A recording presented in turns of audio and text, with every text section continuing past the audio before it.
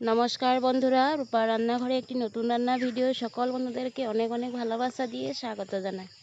আজ আমি রূপচাঁদা মাছের ঝোল আলু দিয়ে করব, সেটাই বন্ধুদেরকে শেয়ার করব। মাছ ধুয়ে নুন হলুদ মাখিয়ে নিয়েছি। এখন আমি মাছগুলোকে ভেজে নিব।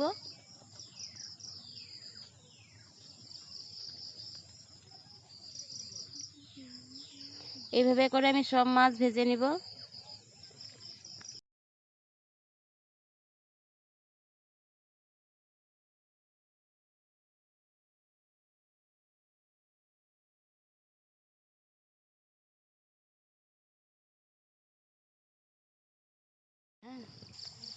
দেখুন বন্ধুরা, আমার মাছ সব ভাজা হয়ে গেছে।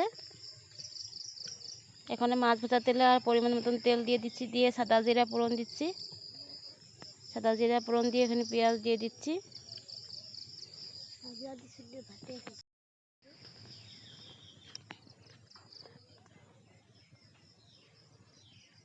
সাদা জিরা আর পেঁয়াজটা আমি অল্প সময় ভেজে নিয়েছি। এখন কেটে রাখা আলুগুলিকে দিয়ে দিচ্ছি, দিয়ে আলুটাকে আমি লাল করে ভেজে নিব।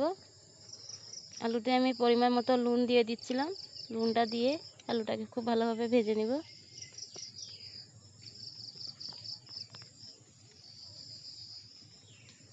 দেখুন আমার আলু ভাজা হয়ে গেছে। এখন হলুদ আর 1 চামচ পরিমাণে লঙ্কা গুঁড়ো আমি জল দিয়ে ভিজিয়ে রেখেছিলাম, সেটাকে দিয়ে দিব।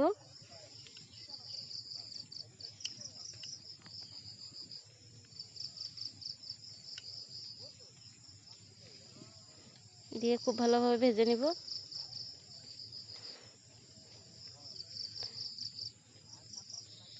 আলু কষানো আমার হয়ে গেছে। এখন আমি জল দিয়ে দিব।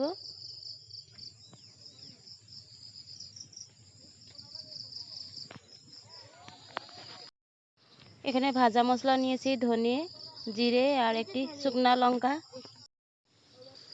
এখন আমি এই ভাজা মশলাগুলিকে বেটে নিব।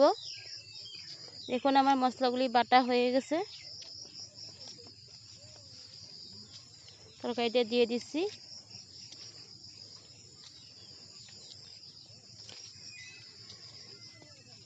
এখন আলু খুব ভালোভাবে সিদ্ধ হয়ে গেছে। এখন আমি ভেজে রাখা মাছগুলিকে দিয়ে দিব, দিয়ে খুব সুন্দর করে জাল দিয়ে নিব।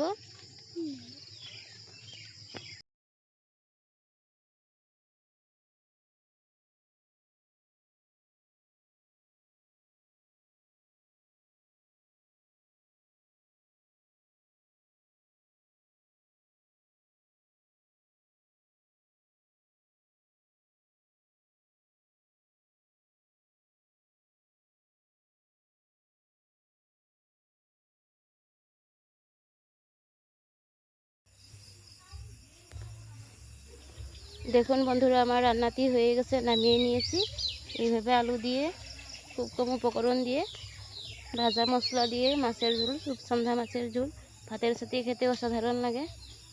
আমার এই রান্নাটি ভালো লাগলে সব বন্ধুদের কাছে শেয়ার করে দিবে। আর যারা নতুন বন্ধুরা এখন আমার চ্যানেলটিকে সাবস্ক্রাইব করে নেয়, প্লিজ সাবস্ক্রাইব করে আমার পাশে থেকে যাওয়ার অনুরোধ রইল।